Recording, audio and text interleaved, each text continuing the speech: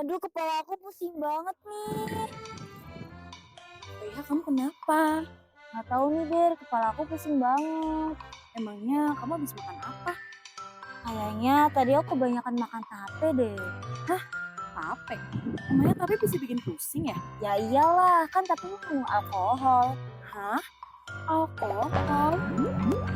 Kira-kira kalian penasaran nggak apa hubungan alkohol dengan tape sehingga dapat menimbulkan reaksi pusing pada kepala? Kalau gitu, langsung aja tuh kita ikutin proses pembuatannya. Jangan lupa terus ikutin aku ya.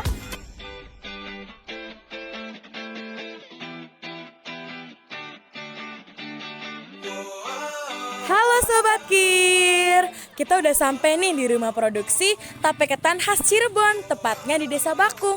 Yuk langsung aja ikutin keseruan kita. Yuk yuk yuk yuk yuk.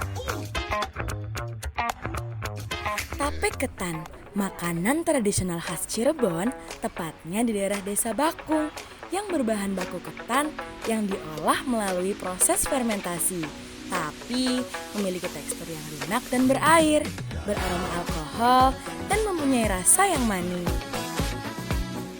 Proses pembuatan tape harus melalui beberapa proses terlebih dahulu. Yang pertama yaitu proses pencucian beras ketan hingga benar-benar bersih. Setelah itu, pindahkan ke wadah yang sudah disediakan dan tambahkan air lalu rendam selama 1 malam.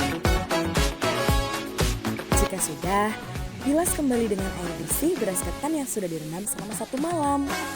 Lalu, jika sudah dibilas, dilanjut dengan proses pengukusan hingga setengah matang. Jika dirasa sudah, angkat dan pindahkan ke dalam wadah. Lalu tambahkan air panas yang sudah dicampur dengan pewarna makanan. Nah, sedikit informasi nih Sobat Kir. Biasanya pewarna makanan itu dibuat menggunakan pewarna tradisional yang biasanya dibuat dengan bahan dasar daun katu. Jika sudah, lalu ratakan hingga merata. Selanjutnya, dilanjutkan dengan proses pengukusan kembali hingga tape ketan matang. Angkat dan tuangkan di atas nampan plastik, biarkan hingga dingin. Jika suhu tape sudah dingin, maka dilanjutkan dengan proses penaburan ragi dan gula pasir.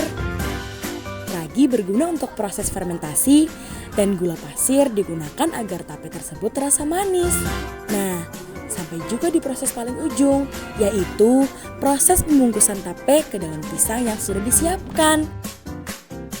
Proses pengemasan tape ketan terbagi menjadi beberapa jenis. Pada tape ketan khas Cirebon yang kita kunjungi, terdapat 2 versi pengemasan untuk dilanjutkan ke tangan konsumen. Yang pertama, pengemasan menggunakan kardus yang dilapisi dengan plastik sebagai alas agar air tape tidak berceceran dan merusak kemasan. Biasanya, pengemasan menggunakan kardus ini lebih efektif karena mempunyai ciri khas tersendiri dan dapat dikirim ke berbagai daerah. Karena mempunyai desain yang khas sebagai tanda bahwa tape ketan merupakan salah satu makanan khas Cirebon. Yang kedua, pengemasan menggunakan tepak yang berbahan dasar plastik. Kemasan ini biasanya digunakan untuk penjual es tape ketan khas Bakung agar mudah untuk melayani pembeli. Kedua kemasan ini ditentukan berdasarkan pilihan konsumen tergantung apa yang diinginkan oleh konsumen.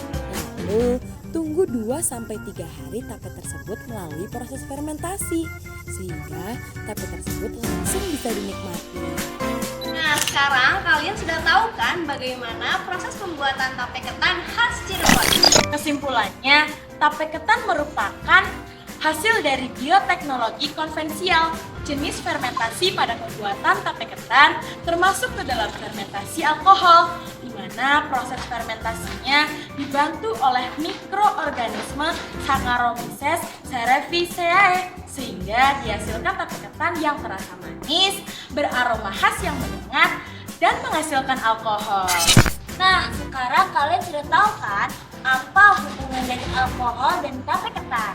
Terima kasih, sampai jumpa kembali ya. Bye!